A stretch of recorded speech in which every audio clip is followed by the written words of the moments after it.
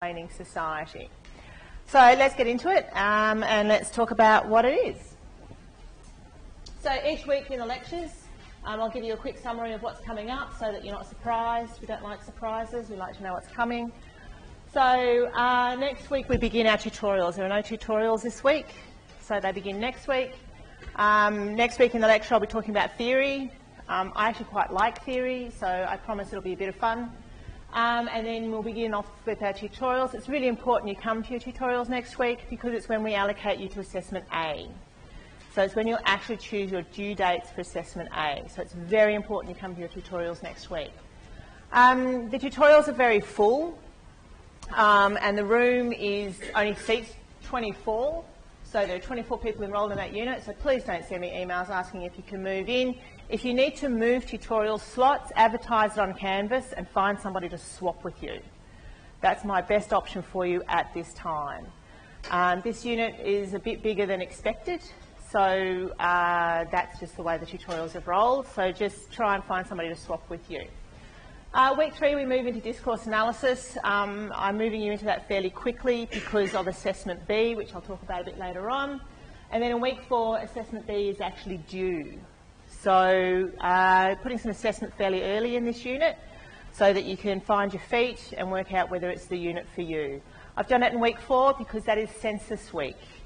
So basically if you haven't pulled off Assessment B by week 4 and you're not comfortable with what's going on, that's the week to decide that, you know, maybe 3 units this semester and not 4 might help your workload, particularly if this is your first semester at university. Finding your feet is really important, and remember you're paying to be here.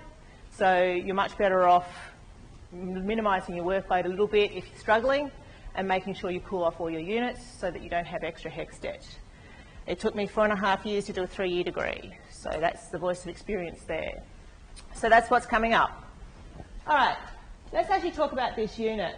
A lot of this unit is actually about how we understand text, how we understand the written word, how we understand images, which is the discourse analysis stuff.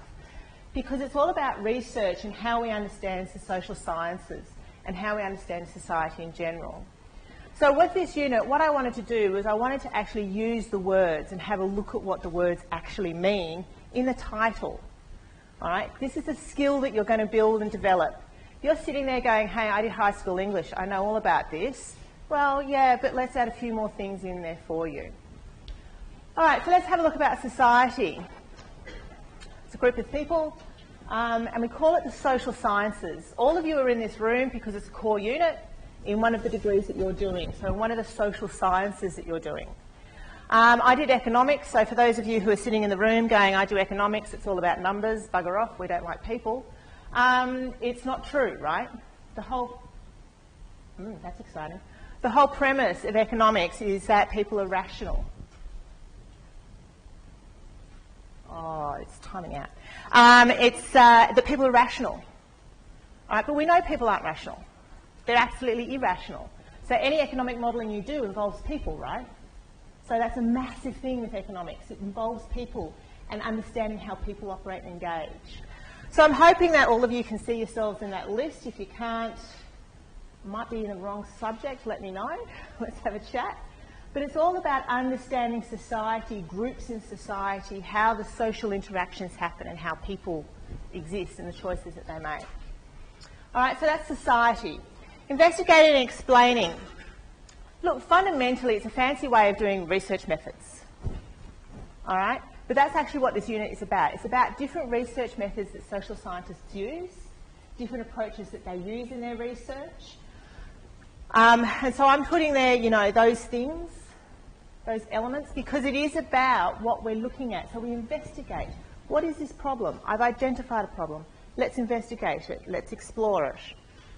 Okay, so it's about that process. But then, once you've investigated it, you have to explain it to people. You know, this is what it was, this is what I found, this is how I found out what I found. Let me explain to you the solutions that I think we've got. All right, so that's the investigating and explaining bit. So we've got investigating and explaining, and we've got society. One thing that I'm really careful, one thing I'm really conscious of in this unit is truth. All right, I'm going to bang on a lot about truth.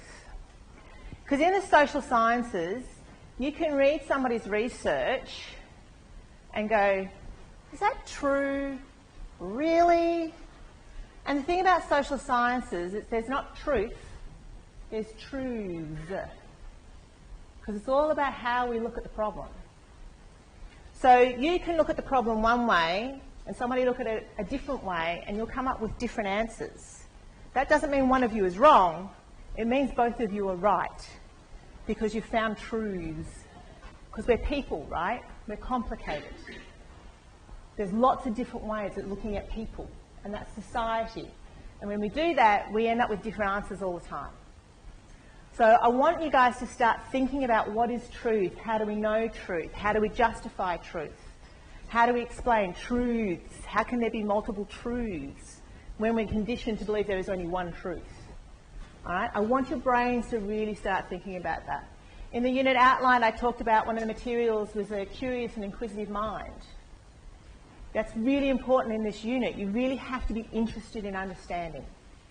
Otherwise, it's going to get a little bit tricky for you. I think that was everything. I've got notes. I do have notes, I promise. I better just... right. So let's go on to truth. What is truth? I've got Rashomon up there. If you've never seen Rashomon, I highly recommend it. Is there anyone seen it? I put the image there and then realised I was the wrong generation. One of those moments. It's a really, really excellent film. It was basically the first film that was done with multiple truths presented.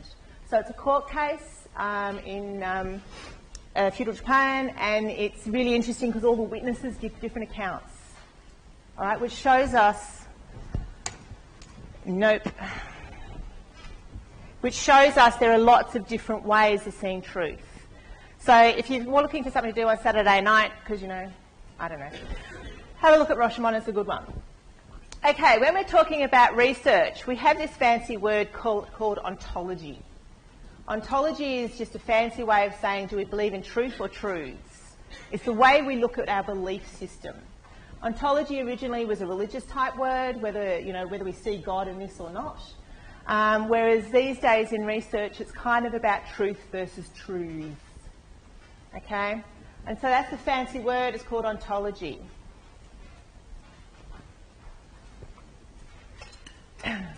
Next we move into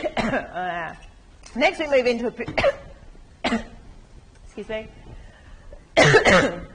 Next we move into epistemology. Again, it's another fancy term, right? Researchers like to use fancy terms because then they like to confuse people and show off how smart they are. All right, really, epistemology is just the way we know our truth. Kind of links to the theory that we use. How do we know what we know? Well, we know that gravity exists because we dropped the apple. Okay, we actually call that in fancy terms positivism. I dropped the apple, it falls, positivism.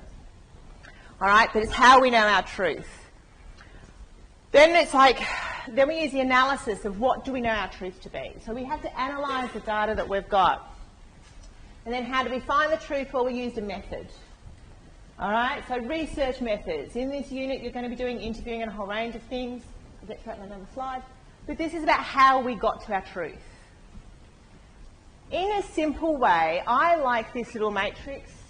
It exists, I think I learnt it originally in management. Data, information, knowledge and wisdom. You gather data, then you analyse it, it becomes information. We're going to put it in our epistemology, our framework. It becomes knowledge. And then when we put it in the body of research, it becomes wisdom. All right? So there's a tiered, layered level of, wow, that was bad. There's different levels that you build to in relation to how we get to the truth.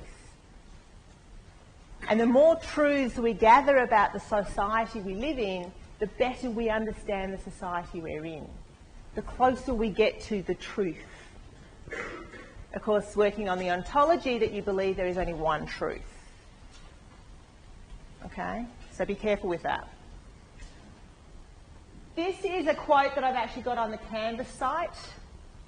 I don't know if you know Mark Twain, author.